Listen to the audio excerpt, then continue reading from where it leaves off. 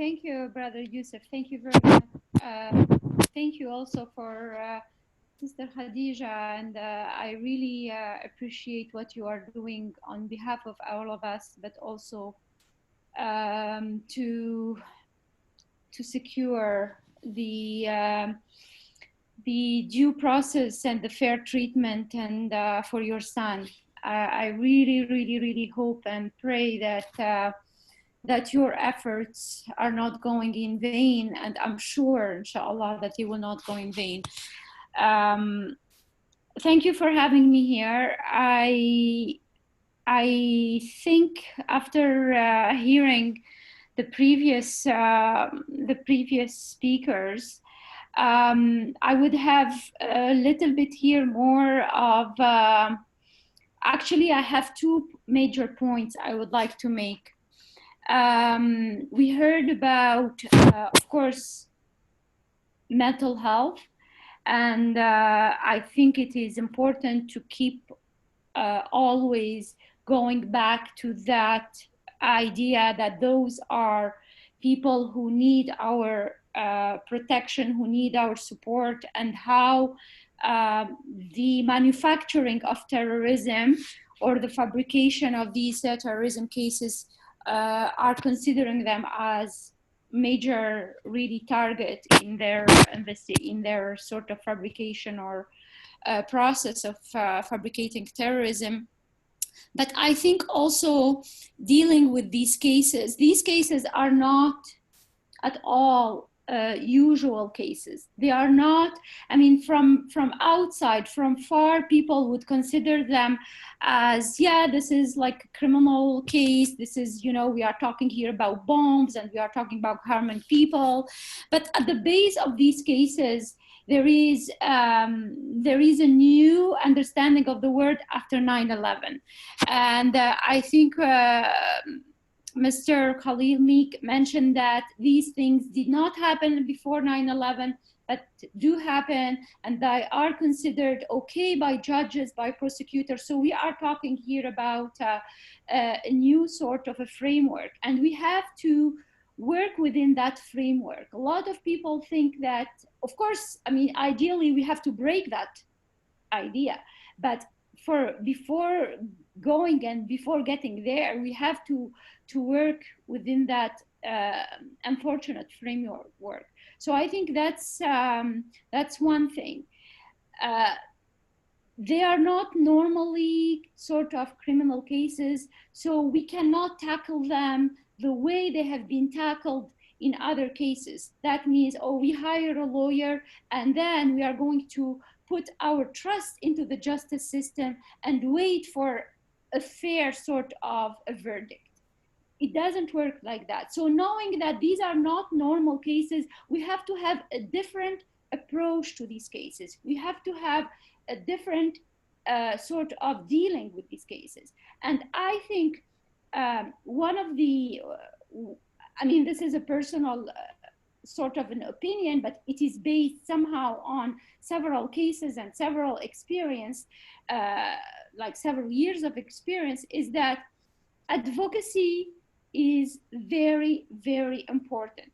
Like if you take someone who killed someone else, I mean, how are you going to advocate other than, you know, hire a lawyer and then, you know, have some sort of a due process? However, if we are talking about someone who is mentally ill, someone who is really like, but also not only that, we are talking about journalists who are already into that framework of terrorism, you know, without any end. We are talking about lawyers, you know, we are talking about government lawyers who are into that sort of a framework. We are talking about judges. So I'm not here saying that they are all brainwashed. Nevertheless, the proof is that in the United States, there have been 0 cases that succeeded where to prove that it was entrapment. And in Canada, there is only 1 case, and let me here be honest with you, those are 2 white Canadian, and I have no doubt that the fact that they were white Canadian, they got a lot of sympathy, and you know, at least you know, not, I wouldn't say sympathy, I would say the bias that would work for others who are brown, Muslim, from other countries, wouldn't work in the case of these two white Canadian. So I think, and that's quite clear that among all the cases that we have here in Canada, where there was either terrorism charges or, you know, there was the argument of entrapment has been actually mentioned and has been brought up by the lawyers, but it did not work for the unfortunately it did not work in those cases. I mean, I would like to remind you an important case here in Canada. That's the case of Shihab Sagayir and Raed Jasser. It's known as the Via Rail plot. And Shihab Sagayir, he is someone, I mean, with documented mental illness. He is, when he was in, actually in, when he was in court, he came and told the judge, I don't want to be judge according to the Canadian law. I mean, he was really somehow in some sort of a delirium asking for to be judged according to the Sharia law. I mean, which is really like, you know, it can tell a little bit about the state of mind he was. Nevertheless, this guy was accused, he was convicted, and then as well as the other person who was with him. And the judge didn't even want to take, the Canadian judge didn't want even to take into consideration the fact that he has a mental health issue, and they were documented. And so I think this is also, the same thing is happening also in Canada. All the, and I'm saying that out of my sort of personal knowledge of some of the terrorist cases, many of the terrorist cases in Canada are also based on either entrapment or agent provocateur or an informant who is also going, and we are not here talking necessarily about including some sort of mental health issues as well. So we are talking about young people who are very super frustrated, super, you know, a lot of disappointment, a lot of also ignorance in terms of political affairs and foreign international affairs.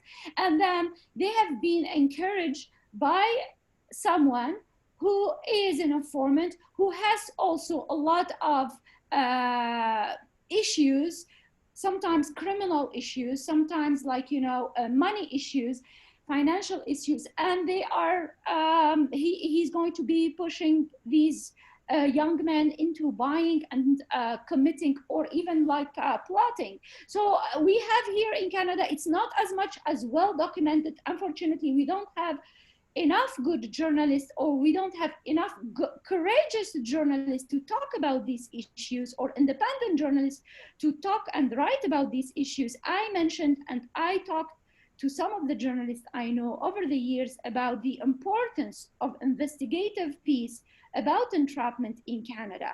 And we didn't have that yet. So it is good that at least in the US, they are, I mean, yes, cases are sometimes seen from Canada as worse, but at the same time, the work that has been done advocating for this is much better as well. So I think to go back to my first sort of idea is that because these are not usual cases, because they are most of the time politically motivated, I think we have to approach them in a different way. And I think what Khadija and Osama are doing is very important. You are basically speaking out, and I totally support what you are doing, because speaking out is maybe the most important thing that, or you know, of course, I mean, there is the legal side, but also there is this advocacy, the public side that should be really addressed and should be strategically addressed. And a lot of people in Canada do not know about these things because they think that it happens only to the bad people, but they don't understand that it can happen to the vulnerable people. It can happen to their kids. I mean, the proof, John Natal, you know, he is a white man and then he converted to Islam and then they tried to entrap him. So it can happen, but the media does not speak about it a lot. So it is really like low on the radar. So people do not really have any idea about it. But even when they speak about it, it is mentioned as, you know, as a sort of an incident, as like an isolated, whereas we are talking here about a pattern. We are talking about here a systematic, you know, a whole system that is made and organized in a fashion that is going to fail the most vulnerable. So we talk about here racism, we talk about Islamophobia, we talk about mental health, lack of protection. So we talk about a lot of these things that are come in a package, and they are, you know, in a way, when they deliver it, it is under just the name of terrorism. So I think it is important to keep what you are doing because it is really an important matter. Yes, it can feel frustrating. It can feel, oh, we are doing this without a result. But I remember myself in 2003, that's really like long ago, 17 years ago, 2 years or 1 year after 9/11, and imagine the whole sort of atmosphere at that time. Nobody had any sympathy, no whatsoever, with, you know, Muslim or with when you brought the case of terrorism.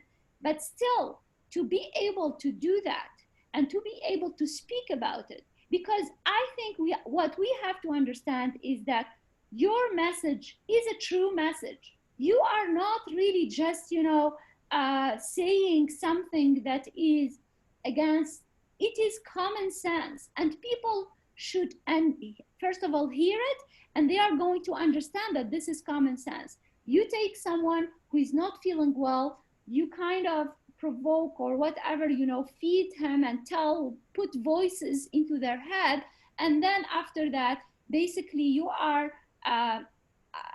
you are fabricating it. You are creating something that does not exist, or at least that exists at a very, very low level, and then you are amplifying it and making it a threat.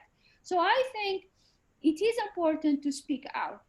The lawyer that spoke a few before me mentioned that as a Muslim community, and I speak because I have met families and many, many families since 2002 up to today about the first reaction. And you know that the intelligence agencies and the police agencies, they know that the Muslim community are scared. So they kind of, you know, play on that ground that we are going to arrest them and nobody is going to speak on their behalf because everybody is going to be scared. And that's the truth. So I think we have to break that. We have to break. I mean, what we are asking here is we are asking the law to be applied fairly. And right now, the law has not been applied fairly because, you know, we have created an environment where all the fairness has been somehow removed, or at least, you know, put aside. So I think speaking out is an important. And I remember someone who gave me an advice when my husband was in prison. He said to me that, and this is like, it's all, he said to me, you know, you can never harm a case when you speak out. However, when you don't speak out, you can probably harm it because nobody is going to know, you know, about it. They are going to forget about him in prison. Nobody is going to care. But when you are going to create noise, we are going to create, you know, a good noise. We have to create a good noise. That means strategy that is going to be smart, sustainable, because you cannot speak today and then shut off the next day, but then also have some sort of build a network, because yes, this is a Muslim sort of case, or at least terrorism is mainly targeting Muslim community, but also we have to open up to other communities who are facing and suffering from the same sort of systematic either racism, incarceration, some sort of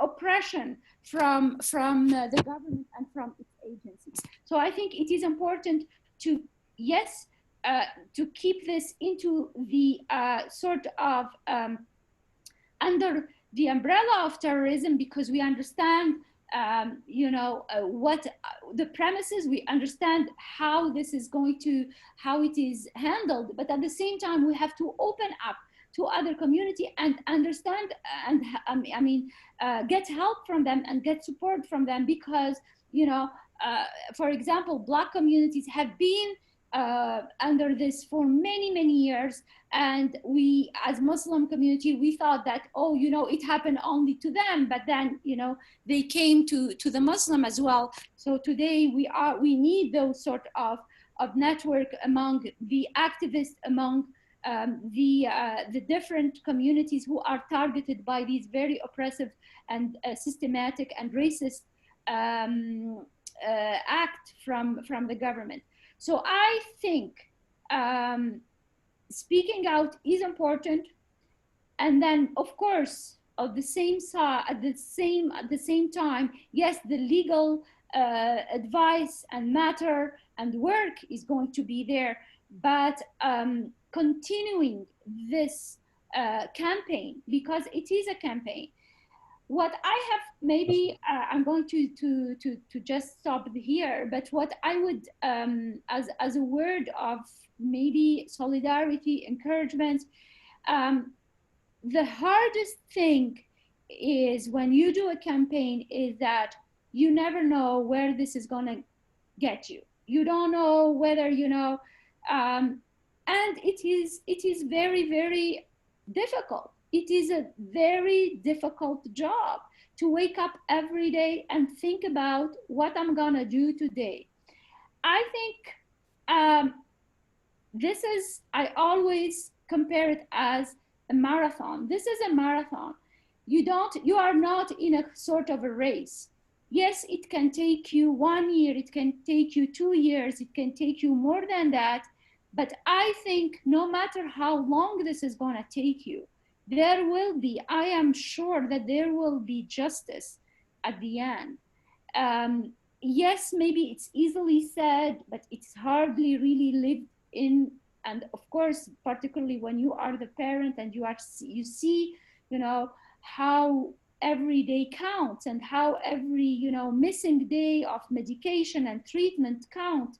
But at the same time, I think it is important to remember that if we cannot do that every day, if we cannot, continue the work, then probably people will forget about, Abdulrahman, people nobody care about. So yes, I think your work is hard, but your work is important.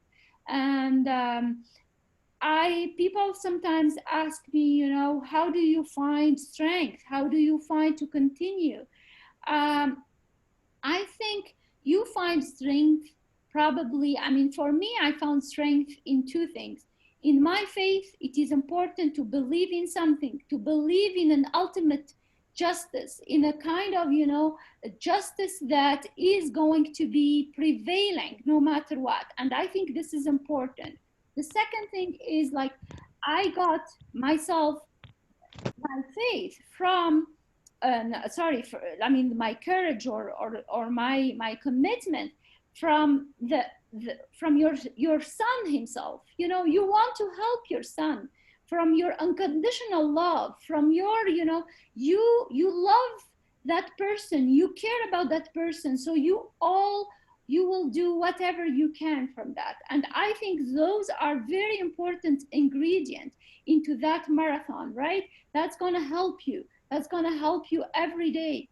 But also we need nevertheless, this is good, but we need the support of others. We need the support of everyone, because your voice is not going to be enough. We need the voice of all the other, of whoever today is on this webinar, to write letters. So maybe Khadija, you can give us homework. You tell us, what we should do. Write a letter to our MP, write a letter to the Prime Minister, write a letter. So those things, maybe if you take them from in isolation, they look futile, they look, simple, easy. But when you take them done by a group of people, and then constantly, and then, kind of like for a long term, this is like the drops on the rock. They are going to make really impact. And I know it is hard, because you want to hug your son today, you want to see your son today, but you know what, we are going to be together in order to bring him to Canada, and so he can get really, fair treatment, and justice be served to him. So yes, you are alone, but also it is important to think about it, that this can happen to every one of us. It can happen. It happened to my husband. It happened to your son. It happened to Yusuf, brother. It happened to other people who are here, maybe to friends. And I think it is important to understand that what can we do? We have to have a small homework. Absolutely. Not a lot. I mean, we are not going to change everything overnight. Maybe, why not? But for waiting for that to happen, we have to start by little, and, and I am sure, God's will, we are going to be able. Thank you. Because at the very, very heart of these things, it's the belief. You believe that there has been injustice, and then for sure it will be corrected. And for sure, inshallah, there will be justice.